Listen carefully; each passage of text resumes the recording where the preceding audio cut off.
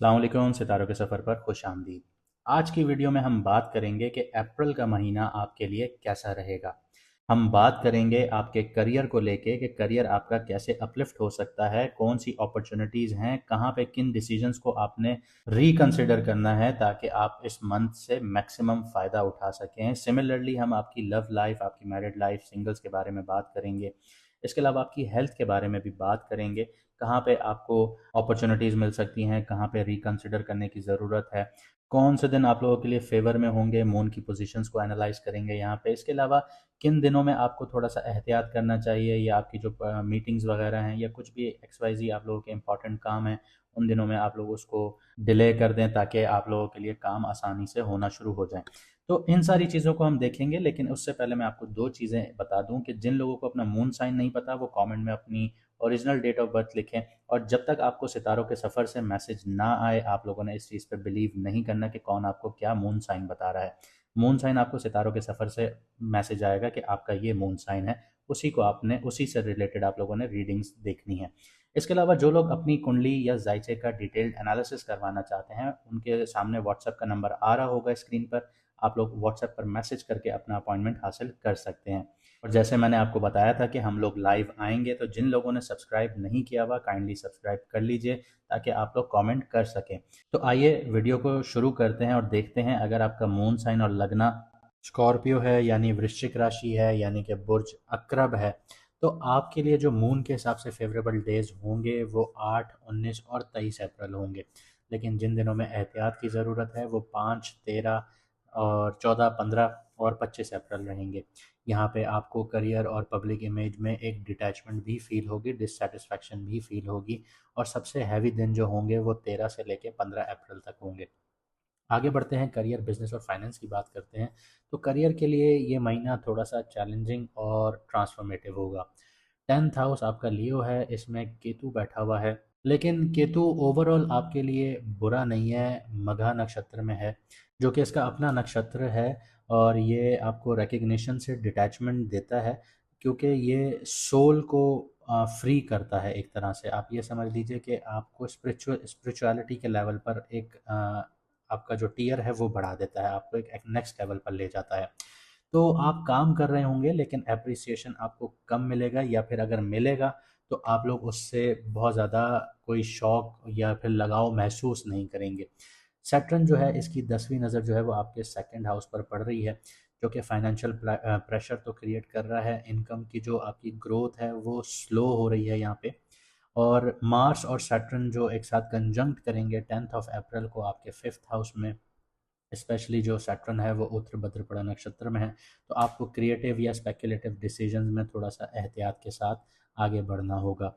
तो इसके अलावा जो सैटर्न है, इसने पिछले जो जैसे आपके 3 साल ख़राब किए, आपकी घर की लाइफ भी, आपके काम की भी, आपकी सेहत भी, कर्ज़ों में भी डुबोया, आपकी अपनी पर्सनालिटी भी, आप वक्त से पहले ज़्यादा मेच्योर हो गए होंगे। तो ये सारी चीज़ें सैटर्न ने दी, लेकिन सैटर्न अब आपको स्पेकुलेटिव इन्वेस्टमेंट्स में एहतियात और डिसिप्लिन को मेंटेन करने का बता रहा है। तो इस चीज़ को आपने मेंटेन करना है अपनी स्पेकुलेटिव इन्वेस्टमेंट्स को लेके, तो उसमें बहुत एहतियात से आपने आगे बढ़ना है, प्रॉपर रिसर्च के साथ आगे बढ़ना है, ऐसे नहीं बढ़ना। अब रही बात आपके करियर की, तो 4th हाउस में बैठा है राहु। राहु जो है, अब उसके ऊपर बेनिफिक जो प्लैनेट की एस्पेक्ट है, नज़र है, दृष्टि है, वो अब आपको पॉजिटिव वे में यहाँ पे सपोर्ट करेगा। लेकिन आपने जो घर से जो लोग बैठ के काम कर रहे हैं, रिमोट वर्क कर रहे हैं या फिर फॉरेन से रिलेटेड काम कर रहे हैं घर पे बैठ के, तो उनको बहुत ज़्यादा सपोर्ट करेगा, क्योंकि जुपिटर की इस पर नज़र पड़ रही है। जुपिटर आपके 8th हाउस में बैठा है, तो पुनर्वासु नक्षत्र में है, जो हिडन अपॉर्चुनिटीज़ देगा आपको। लेकिन डायरेक्ट मुनाफे नहीं मिलेंगे, लेकिन अपॉर्चुनिटीज़ फ़ौरन मिलेंगी आप लोगों को। क्रिप्टो, स्टॉक और स्पेकुलेटिव इन्वेस्टमेंट्स में आप लोगों ने इम्पल्सिव डिसीजंस जितने भी हैं वो अवॉइड करने हैं, क्योंकि मार्स यहाँ पे आपको बहुत ज़्यादा इम्पल्सिव करेगा। ख़ास तौर पे ये चीज़ आपने 14 से लेके 21 अप्रैल के बीच में रखनी है। मरकरी भी पाइसेस में होगा, गम्बस सी एक सिचुएशन होगी। तो यहाँ पे आपको बहुत एहतियात के साथ अपनी कम्युनिकेशन और अपना जो स्पेकुलेटिव इन्वेस्टमेंट्स हैं उनको बहुत एहतियात से टैकल करना है। राहु फिफ्थ एस्पेक्ट से, सॉरी, जेमिनी को देख रहा है, जिसमें जुपिटर बैठा है, और मार्स 4th एस्पेक्ट से जुपिटर को देख रहा है, तो ये ओवर कॉन्फिडेंस और रिस्की मूव्स का योग बनाते हैं। तो आपको इस चीज़ पर बहुत ज़्यादा सोचना होगा कि अगर आप किसी चीज़ को लेके बहुत ज़्यादा ओवर कॉन्फिडेंट हो रहे हैं तो उसके ऊपर एक दफ़ा रिसर्च दोबारा करवाइएगा, फिर उसके लिए आप लोगों ने काम करना है। रही बात आपकी जिनके पास जॉब्स नहीं हैं, जिनको काम करने का मौका नहीं मिल रहा या बिज़नेस की चाल नहीं बन रही, तो उनके लिए अब सिचुएशंस जो हैं वो लीनियंसी की तरफ आना शुरू होंगी। उनके लिए चीज़ें बेहतर होना शुरू होंगी, नॉर्मल होना शुरू होंगी, क्योंकि जुपिटर भी आप लोगों को सपोर्ट करेगा, राहु भी आप लोगों को सपोर्ट करेगा, लेकिन आप लोगों का दिल वैसा नहीं रहेगा जो पहले 3 साल आप लोग जितनी शिद्दत से आप लोग इस चीज़ को फॉलो कर रहे थे कि करियर स्टेबल हो जाए, करियर स्टेबल हो जाए। तो उस शिद्दत से आपको वो करियर स्टेबल होता हुआ चाहिए नहीं होगा अब, लेकिन करियर स्टेबल होना शुरू हो जाएगा। मुनाफे, रिजल्ट, फ़ायदे ये थोड़ा टाइम लेंगे, क्योंकि आपका बैंक बैलेंस नहीं जमा होगा, क्योंकि बैंक बैलेंस के घर को रीस्ट्रक्चर कर रहा है सैटर्न 10th हाउस से, और वो बहुत कार्मिक एस्पेक्ट है, तो यहाँ पे आपके एक्सपेंसेस बढ़ सकते हैं। और महीने के एंड तक जो मार्स है वो फिर आपको आगे बढ़ते हुए थोड़ी क्लैरिटी देना शुरू करेगा। ये बेटर प्लानिंग और स्ट्रैटेजिक इन्वेस्टमेंट के लिए बेस्ट टाइम होगा आप लोगों के लिए, लेकिन थोड़ा सब्र के साथ आपको आगे बढ़ना है। आगे बात करते हैं आपकी लव लाइफ और रिलेशनशिप्स की। तो 5th हाउस आपका पाइसेस है, इसमें बहुत हैवी कंजंक्शंस हैं। आपकी लव लाइफ को बहुत ज़्यादा इंटेंस बना रहा है। सैटर्न यहाँ पे डिलेज का शिकार कर रहा है, सीरियसनेस का शिकार कर रहा है, जबकि मार्स जैसे ही 10th ऑफ अप्रैल को यहाँ पे कंजंक्ट करेगा तो पैशन और इम्पेशंस यहाँ पे बढ़ा देगा। लेकिन इससे पहले एक चीज़ और बताता चलूँ कि सन और सैटर्न एक साथ बैठे हुए हैं फिलहाल जिस वक्त आप ये वीडियो सुन रहे हैं, और सन जो है वो मिड ऑफ द मंथ यहाँ से ट्रांजिट करेगा। तो आप लोग अभी से ये चीज़ फेस कर रहे होंगे कि समटाइम्स आप बहुत हार्श हो रहे हैं अपने रिलेशनशिप को लेके, समटाइम्स बहुत ईगोइस्टिक हो रहे हैं, और समटाइम बिल्कुल कोल्डनेस फील हो रही है। तो ये चीज़ आपको महसूस हो रही होगी, और उनको बहुत ज़्यादा हो रही होगी जिनकी कुंडलियों में बर्थ चार्ट में सैटर्न सन की महादशा या अंतरदशा या प्रियंतर दशा चल रही होगी। इसके अलावा ये कॉम्बिनेशंस जो हैं ये बहुत इमोशनल अप्स एंड डाउन्स का शिकार करते हैं। अगर आप रिलेशनशिप में हैं तो मिसअंडरस्टैंडिंग्स या इमोशनल डिस्टेंस बहुत ज़्यादा आ सकता है, और ये स्पेशली अराउंड 12 से 15 अप्रैल के आसपास आएगा। 7th हाउस आपका जो है वो टॉरस है, इसमें सैटर्न की जो है थर्ड नज़र है, और 10 अप्रैल तक जो मार्स है वो आपके 4th हाउस में बैठा हुआ है अंगारक दोष बना के राहु के साथ। इस पे हम डिटेल में वीडियो बनाएंगे कि आप लोगों को क्या क्या इश्यूज आ रहे थे, तो वो सारी चीज़ें आपको समझाएंगे। लेकिन जो मार्स है अंगारक दोष के साथ होते हुए चौथी नज़र से आपके 7th हाउस को देख रहा है। तो ये दोनों जो नज़रात हैं सैटर्न और मार्स की, तो ये प्रेशर बहुत ज़्यादा क्रिएट कर रही हैं आपके रिलेशनशिप को लेके। ये आपके पार्टनर के साथ कम्युनिकेशन स्ट्रेस दे सकता है, ट्रस्ट कंसर्न्स क्रिएट कर सकता है। वीनस का जो ट्रांजिट है एरीज से टॉरस में 20th अप्रैल को, तो ये रोहिणी नक्षत्र में होगा। तो जब वीनस ट्रांजिट करेगा तो थोड़ी स्टेबिलिटी आना शुरू होगी आपके रिलेशनशिप में। ये टाइम आपके रिलेशनशिप को हील करने के लिए बेहतर होगा 20th अप्रैल के बाद से। सिंगल लोगों की बात करें तो ये महीना आपके लिए इंट्रोस्पेक्शन का है, राहु 4th हाउस में है। इसकी वजह से आप इमोशनली अनसेटल्ड फील कर रहे हैं, जो कि एक अंगारक दोष की सिचुएशन भी है। तो घर की लाइफ बहुत ज़्यादा डिस्टर्ब है, और साथ ही साथ करियर में भी वो स्टेबिलिटी नहीं आ पा रही थी, और यही चीज़ आपको बॉन्डिंग भी नहीं बनाने दे रही थी, जो कि अंगारक दोष बना हुआ था, और यही आपके करियर को इनस्टेबल करके बैठा हुआ था। अब आगे बात करते हैं आपकी हेल्थ और वेलबींग की। तो हेल्थ के लिए 6th हाउस आपका एरीज है, वीनस यहाँ पे ट्रांजिट कर रहा है, और इसी के साथ साथ यहाँ पे सन ट्रांजिट करेगा मिड मंथ में, तो मिक्स्ड रिजल्ट देना शुरू हो जाएंगे।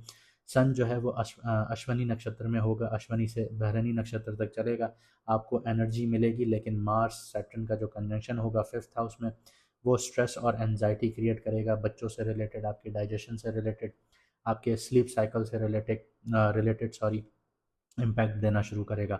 12th हाउस जो है लिब्रा है, इस पे मार्स की जो है वो 8वीं नज़र पड़ेगी, और जुपिटर की जो है वो 5th एस्पेक्ट यहाँ पर पड़ेगी। तो स्लीप डिस्टर्बेंसेस देखने को मिल सकती हैं आप लोगों को, ओवर थिंकिंग हो सकती है।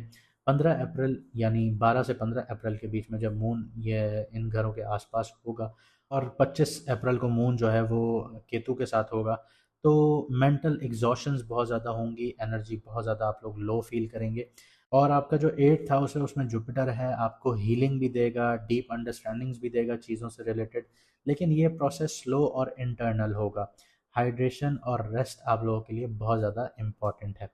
आगे बढ़ते हैं, आपके चैलेंजेस और अपॉर्चुनिटीज़ की बात करते हैं। तो सबसे पहले चैलेंजेस को देख लेते हैं। तो इमोशनल इंस्टेबिलिटी रहेगी, राहु फोर्थ हाउस में है।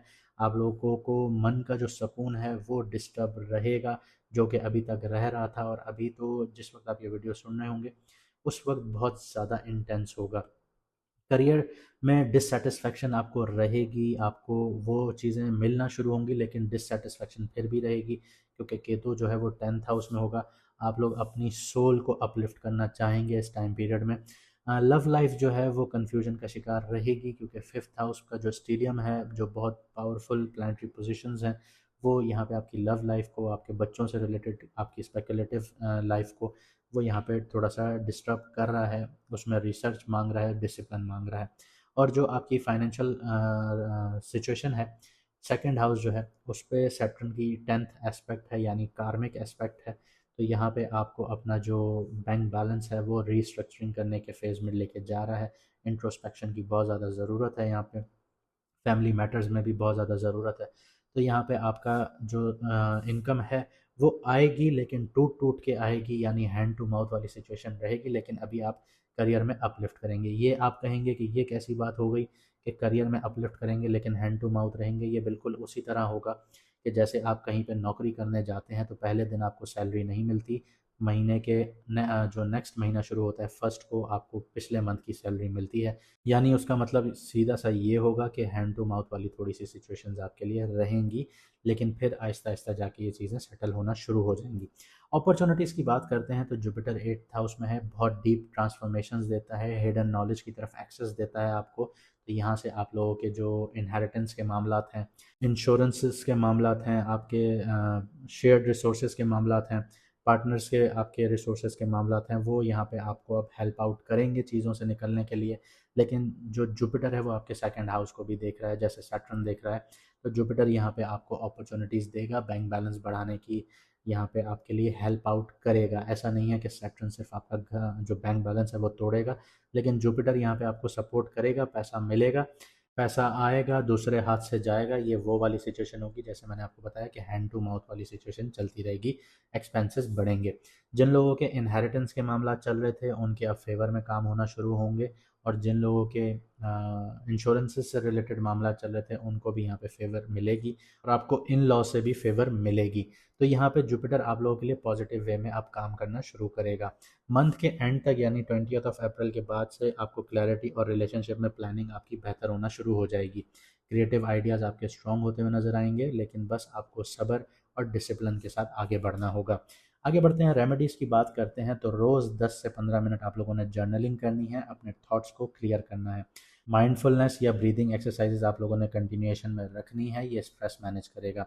किसी ज़रूरतमंद को आप लोगों ने हफ्ते में एक दिन खाना डोनेट, सदका, दान ज़रूर करना है, और खाना उस तरह का खिलाना है जो आप खुद अपने लिए खाना पसंद करते हैं। इसके अलावा अपनी जो नींद का साइकिल है, स्लीप साइकिल है, और अपनी हाइड्रेशन है, ये आप लोगों ने मेंटेन करनी है। और अपने डिसीजंस पर रश नहीं करना, पॉज और रिफ्लेक्ट करते हुए आगे बढ़ना है। और एक चीज़ आपको मैं मैंडेटरी बता दूं कि आप लोगों ने चांदी वेयर करनी है, लेकिन चांदी वेयर करने के लिए आपका एग्जैक्ट वेट पता होना चाहिए। तो उस हिसाब से आपको चांदी रेकमेंड की जाएगी। आप लोग चांदी पहने, क्योंकि आप लोगों का जो मूड स्विंग लेवल होता है वो बहुत एक्सट्रीम होता है। सडन मूड स्विंग्स होते हैं आप लोगों को, क्योंकि स्कॉर्पियो में जब भी मून होता है तो वो बिल्कुल भी स्टेबल नहीं होता। तो आपका जो मूड है वो सडनली अप सडनली डाउन जाता है, मूड स्विंग्स आपको हैवी रहते हैं। तो आप लोगों के लिए चांदी रेकमेंडेड है। उम्मीद करता हूँ आपको वीडियो पसंद आई होगी और हमने सही गाइड किया होगा आपको। अगर आप लोग ये समझते हैं तो चैनल को सब्सक्राइब ज़रूर कीजिएगा, वीडियो को लाइक ज़रूर कीजिएगा, और अपने दोस्तों के साथ शेयर ज़रूर कीजिएगा। मुझे दीजिए यहाँ से इजाज़त, मिलते हैं अगली वीडियो में सितारों के सफ़र पर।